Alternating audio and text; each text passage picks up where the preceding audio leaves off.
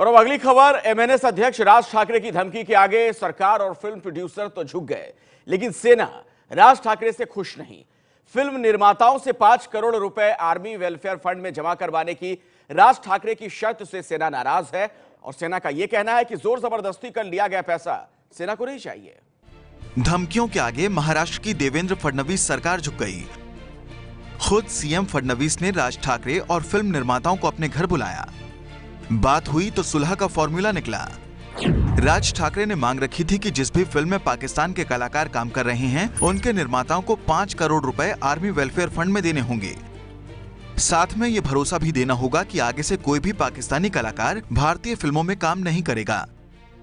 Producers तो मान गए, लेकिन भारतीय सेना से जुड़े कई लोग राज ठाकरे की इस शर्त से बेहद नाराज हैं।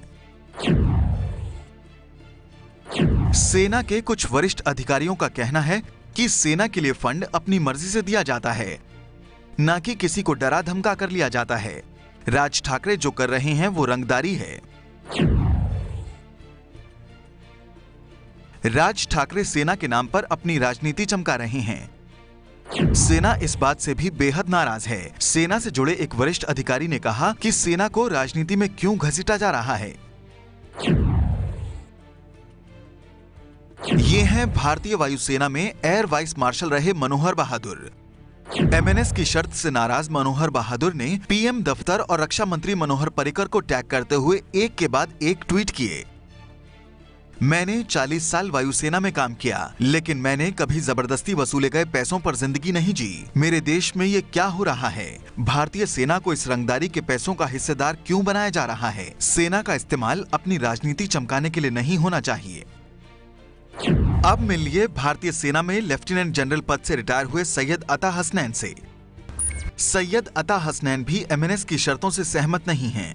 उन्होंने भी ट्विटर पर लिखा, मैं इसका बिल्कुल भी समर्थन नहीं करता हूं। उरी में पाकिस्तान की तरफ से हुए आतंकी हमले के बाद पाकिस्तानी कलाकारों का विरोध हो रहा है, इसीलिए एमएनएस ने फिल्म की रिलीज रोकने की धमकी दी थी। एमएनएस जिस आर्मी वेलफेयर फंड में 5 करोड़ देने की बात कर रही है वो हाल ही में बनाया गया है। शहीद परिवारों की मदद के लिए लोग इस फंड में पैसे देते हैं। सेना से जुड़े सूत्रों का कहना है कि आर्मी वेलफेयर फंड में कौन कौन पैसा देता है इसकी जानकारी सेना को होती है। ऐसे में अगर सेना को लगता है कि किसी शख्स का पैसा आर्मी वेलफेयर फंड में नहीं जाना चाहिए तो वो उसे खारिज भी कर सकती है।